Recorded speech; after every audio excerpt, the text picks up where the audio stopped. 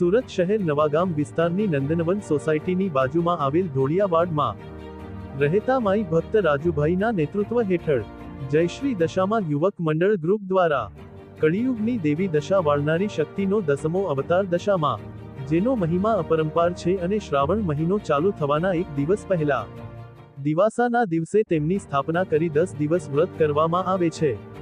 એવી માન્યતા છે કે 10 દિવસ જે બહેનો શ્રદ્ધાપૂર્વક આ વ્રત કરે છે એની ખરાબ દશામાં દશા સુધારીને સારા દિવસો લાવે દે છે।